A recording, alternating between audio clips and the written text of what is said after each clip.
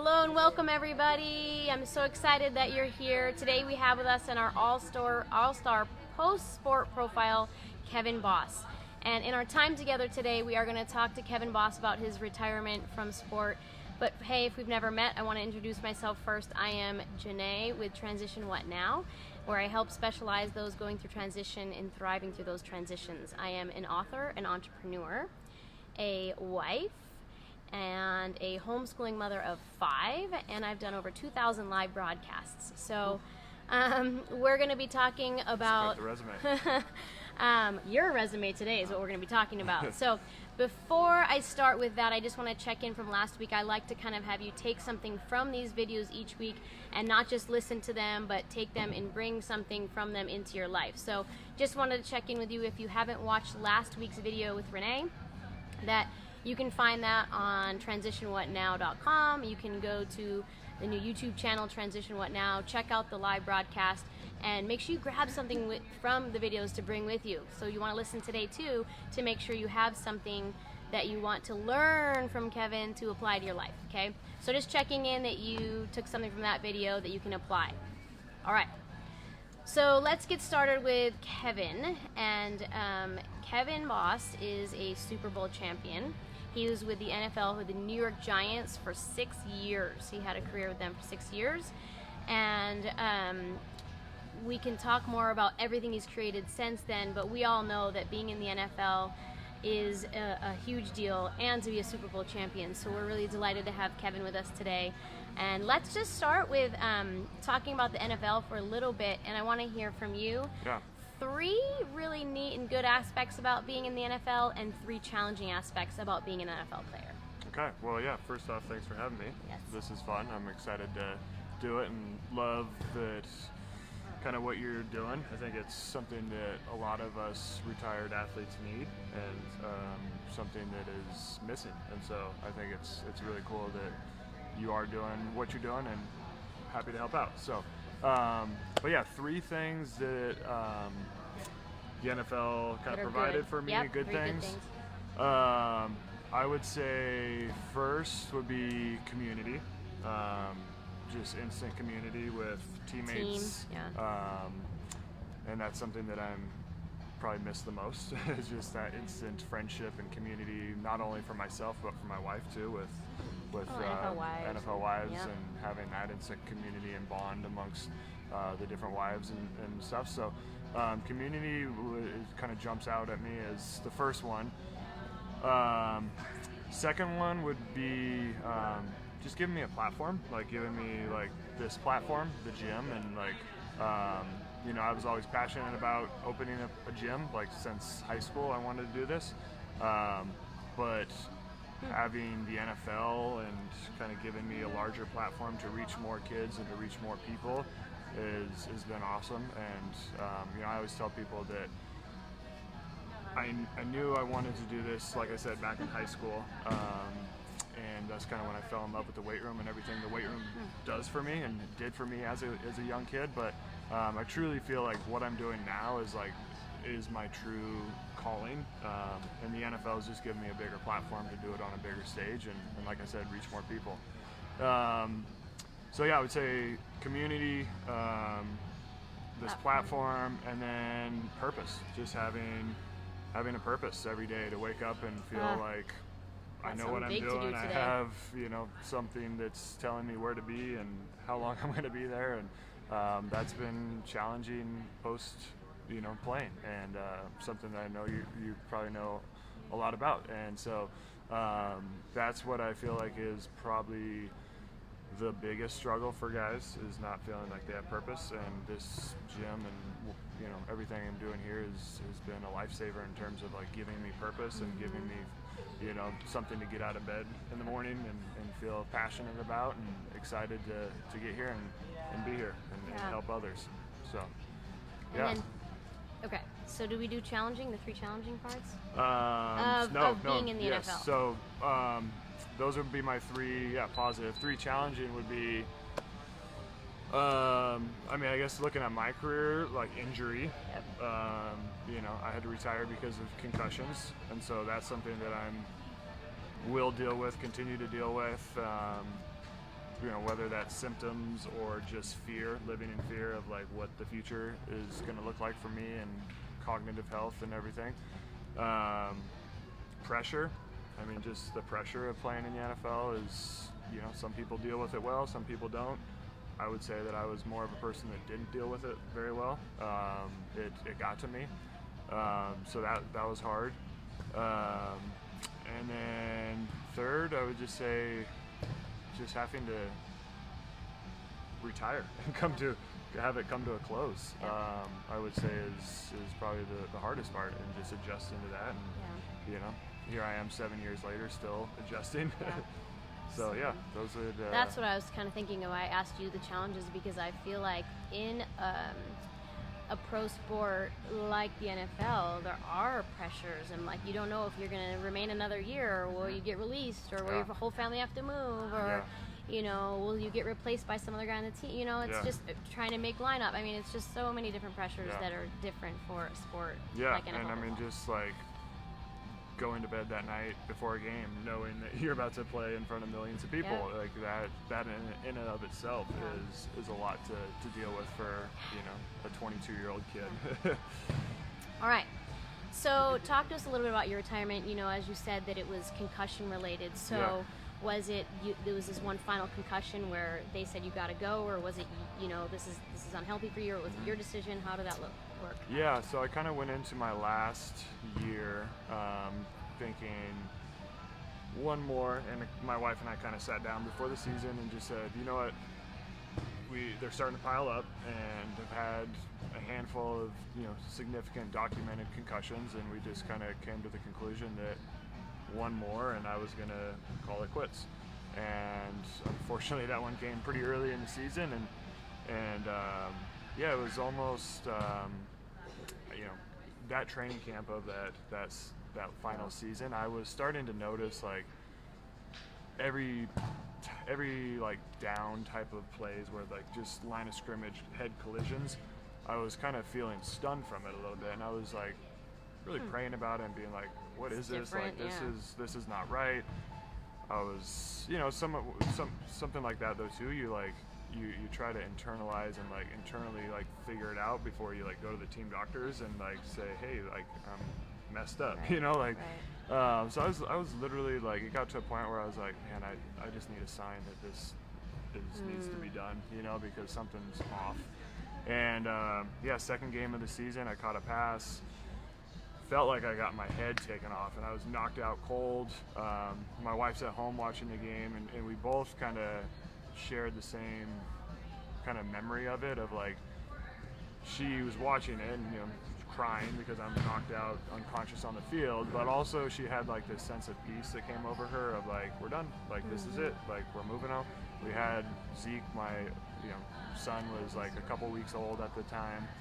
And I remember coming out of that and just having that same type of peace of like, holy cow, like I can finally be done, you know, and like just like the release of that pressure of, because the injuries really started to like take away my love for the game and take away, and it just added to the pressure of the game. And so, yeah, I was playing with a ton of fear, and it really was, felt like it was kind of God telling me like, okay, you're done. You're like, and then going back and looking at the film, I was barely grazed. Like shoulder pad grazed my head, and no kidding. Yeah, and so that was kind of like, okay, obviously like if I'm getting a concussion because of that, but it was also like I felt like there was kind of a greater power in that telling you asked me for that, a like, sign. Yeah, exactly, and that was my sign. So that's neat. I don't know if that answered that question. Perfect. So I'm gonna go to, so there it was, you had that answer, I think, which is kind of peaceful, like you said, that there's an answer. A lot of people just keep going, what do I do, you know, just dragging. But what did the first year of retirement look like for you? Did you feel like there's many aspects of that could be welcoming, like I don't have to worry about my head or getting worse, or but it is still challenging. I don't have this camaraderie with, you know. Yeah. So what did that first year look like? Were you floundering? Were you? Yeah, it was hard. It was probably the hardest year of my life. It was dark, kind of depressive state of, just not knowing what's next. Even though I knew that this is eventually what I wanted to do, it was still, how do I do this, and how do I make that jump, and how, just everything that I left behind. It was a really, really hard time, and something that I know a lot of guys go through, and I try to be supportive with reaching out to guys, and trying to be there, and hey, I went through this, I've been there, I'm still going through this. Right. It helps to know. Yeah, so it was a really dark time. It was just I feel like if I didn't have a supportive wife and a son and another one on the way at the time, then who knows, like it could have been bad, but I feel like had a great support system around me that encouraged me that I was going to do some greater things post football, and I have, and I found my purpose, and that's ultimately what's has been like the saving grace. So, awesome. Yeah. So tell us about your family. I actually happen to know Bree and the Yes. kids, and they're amazing. So Yes. tell us about, you obviously are married, and you Yep. have... 4 kids, yeah. So we have Zeke, who's 7, another boy, Hauk, who's 5, Nora just turned 4, and then Ruby is 1. So we are, two boys, 2 girls, and as you know, having 5 kids, it's a lot, but it's the greatest blessing there is, and it's just, I love being a dad. It's like just the best thing ever, and I wouldn't change it for the world. Yeah. So what sounds like in high school you had this kind of business idea, so this was something that kind of was birthed through your experience with weight training. What prompted Boss Sports Performance? Yeah, like I said, I really, as a freshman in high school, I think it was, I was kind of that kid that was struggling with like body image and just had a lack of confidence, just like needed a little boost, and I had a freshman football coach kind of take me under his wing and showed me the weight room my freshman year, and I just fell in love with it. Did you also play other sports? Basketball? Yeah, I played football and basketball, and it was actually my freshman year I decided not to play basketball, which was kind of a strange decision, but it ultimately kind of led me to, I think, where I am today, because that winter is when like I fell in love with the weight room, and obviously it gave me some great strength and everything that comes along with it for my sport, for football and basketball. But more importantly, at that time in my age, or that time in my life, it was like I needed the confidence boost, and that's something that there's a quote from an old strength conditioning guy named Joe Ken that said, the greatest transferable trait from the weight room to the sport court or field is confidence. And for me, like, I lived that, and I recognized that, and I knew kind of right then and there that is something that ultimately I wanted to provide for other kids. Awesome. And it's just kind of snowballed into what it is today, and it's been a lot of fun, and I love every second of being here. So, 5 years into this business, is that where you're at, would you say? 5 or 6, somewhere around there, and just watching it from before business to now, I feel like it's a very successful business in town. And what tools do you feel like you had as a football player that transferred into making this business a success? Yeah, I think, just having, like, I'm the type of personality, I think the reason I was successful in football is because I can focus on one thing and just lock in, and my life revolved around football, good or bad, that came with that. Like, I made it to the NFL because of that, and because of that work ethic and that mindset and that determination, and I think the good or bad, that's kind of what I've poured into the gym, and more good than bad, although there's times that like I can work too much, and because I'm so passionate about it, I don't really call it work, but it's what I think has made us successful here, is just being able to pour all that energy that I poured into football, and to be able to again, find that purpose and that passion and pour it into here, because this is ultimately a passion project for me. It's not really a job of by any means. So yeah, I think that's important for ball players to know, and athletes in general, that we do have things as athletes, talents and gifts and life skills that are transferable. It's not like life is done, I'm no longer an athlete, what can I do? It's like, but I don't think it's all about personally like, oh, what can I do as a career or a job, but that we have things that like I say can be more fulfilling. So let's actually get into that.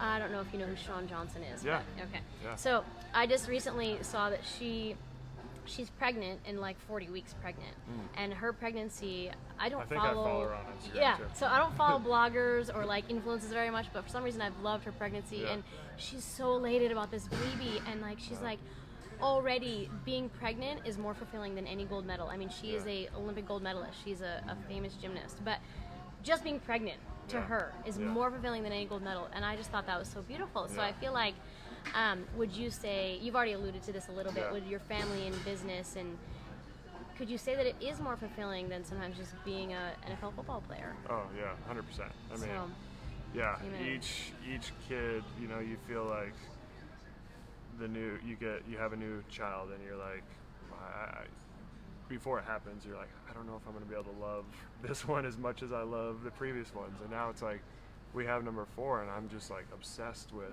our 1-year-old, and it's just like, man, maybe we should keep having kids, because like I am like just, my wife and I mean, that's why we have 4 kids. It's just because we just love them, and it's like the very best thing in the world. Yeah, so, it's a whole new compartment of love. Yeah, totally. Somewhere where you just didn't realize that you could love that hard. I get emotional just even thinking about my kids. So the last line of my book, for the Retired Athletes book, is "The best is yet to come." And what can you say to athletes facing retirement and challenges in their retirement to encourage them in those days that you and I are talking about, where it's just like there's nothing that compares to being an athlete? And yes, I know that there still is that bit that is like, that was an amazing period in time of life, and then it's different. But what can you say to encourage that athlete that is challenged with, like, those are the glory days, nothing will ever be as good as that? Yeah, there's more for you. Like there's so much, like that is such a small slice of your life that like there's so much life and so much purpose and just so much good that you can offer this world after, and like I said, like having the platform of the NFL or have whatever sport it is that you play, is like, use that, channel that to find something that you can provide for this world and your community or whatever it is, at whatever level, micro or macro, like finding something that you feel like you can pour yourself into and pour everything that you learn from your sport into finding something that you feel passionate about that is going to affect someone more than just yourself. And that's it. I think that's what I found that athletes can tap into is I've talked about before, that sports is such in a way, it's a selfish pursuit, and so when you're doing something that is for others, there's something that is a deeper fulfillment about that. So for athletes that are listening, that are watching, it is important to kind of, maybe like, that's a great place to look, and I do talk about that in my book, that it's not all about you, and that's kind of a neat thing to explore, of just being for others and how incredible that is.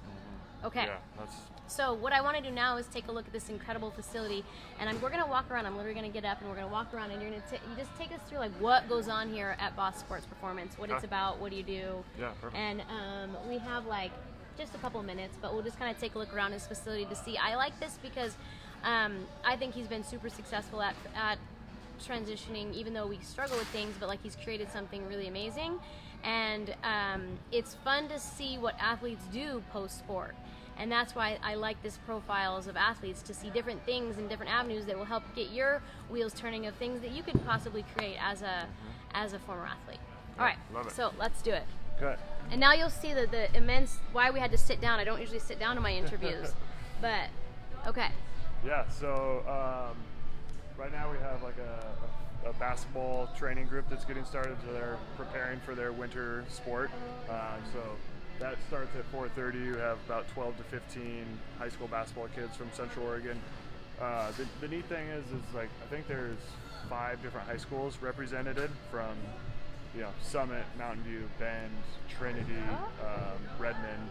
So that's really neat. That's really unique, and I love that. That's part of the gym and what we do is like bringing kids together and creating friendships. So they're kind of just getting ready for their training session at 4:30. My coaches are kind of setting up, getting ready for the training. Yeah, look at the little got obstacle courses. Yeah, we got some box jumps there. Rebound Physical Therapy has a clinic inside here. It's got a whole physical therapy clinic.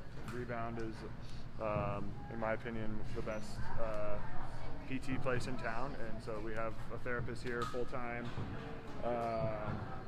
We added a basketball hoop, which is, we call it our waiting room, because instead of kids sitting and doing this, we encourage them to go shoot hoops or go hop on a bike, doing something active before their training session starts. But yeah, there's Dalton. Dalton, say hi. Hi. Eric, one of my coaches, Eric. Hello. And then Coach Sam over there. Sam, say hi. But yeah, what you see, I mean, I'll show you my office real quick, I guess. That might be kind of cool.